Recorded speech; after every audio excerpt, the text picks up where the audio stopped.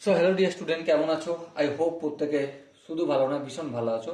স্ক্রিনের ওপর একটা প্রশ্ন দেখা যাচ্ছে, তাই না? প্রশ্নটা কি বলেছে? প্রথমে আমরা মন দিয়ে পড়বো, বুঝবো, তারপর অঙ্কটা করবো। কি বলেছে দেখো, নিচের প্রদত্ত সেট তিনটির কোনটি সসীম আর কোনটি অসীম সেট বলো।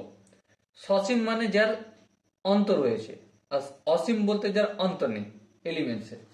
দেখো তার মধ্যে প্রথমের 1 নম্বর কোশ্চেনটা দেখো কি বলেছে। এক্স, সেটের নাম হচ্ছে এক্স। এক্সটা কেমন?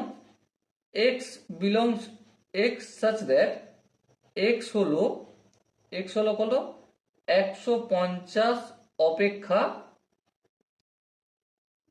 অপেক্ষা বড় যুগ্ম অখণ্ড সংখ্যা। অখণ্ড সংখ্যা। এবার আমরা যদি এটাকে ডিকোড করি মানে ভাঙি, তাহলে এক্স এর কি কি এলিমেন্ট হবে?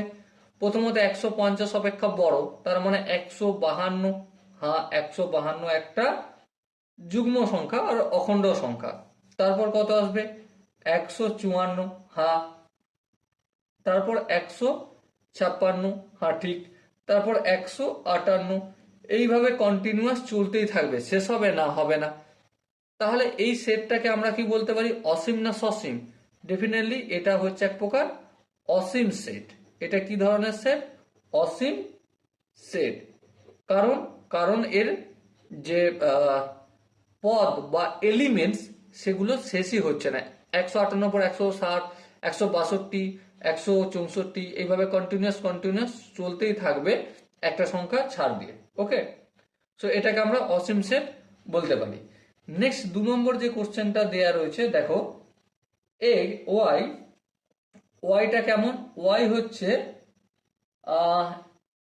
এক্স সাচ দ্যাট এক্স বাস্তব এবং -2 এর থেকে বড় হচ্ছে এক্স এবং 0 থেকে সমান অথবা ছোট।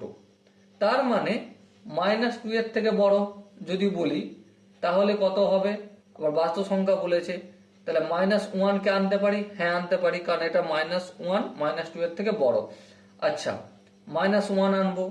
তারপর 0 কে আনতে পারি। হ্যাঁ আনতে পারি এক্স এর জায়গায়, কারণ কারণ 0-র ইকুয়াল অথবা ছোট বলেছে, তার মানে এই দুটো আসতে হবে। ঠিক আছে, এখানেও আমরা লক্ষ্য করছি কি যে এলিমেন্টস দুটো, তাহলে দুটো এলিমেন্টস মানে সীমা রয়েছে, এলিমেন্ট শেষ হয়ে যাচ্ছে। তার মানে এই সেটটাকে আমরা কি বলতে পারি?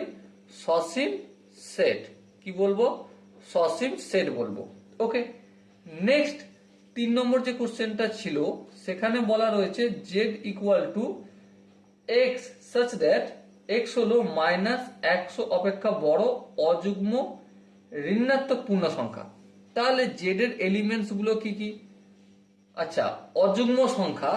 অযুগ্ম সংখ্যা কোনগুলো হয়? আমরা জানি 1 হয়, 3 হয়, 5 হয় পজিটিভ, আর নেগেটিভে কি হয়? -1 হয়, -3 হয়, -5 হয়, এইভাবে কন্টিনিউয়াস চলতে থাকে। এবারে কি -100 থেকে বড়, তাহলে -100 থেকে বড় যদি করতে হয় আমরা অনায়াসে লিখতে পারি -99। হ্যাঁ, -99 100 থেকে -100 থেকে বড়, আবার -99টা অযুগ্ম। তারপর -97, তার থেকে বড় কত? -95। এভাবে কন্টিনিউয়াস চলবে। কতদূর পর্যন্ত চলবে?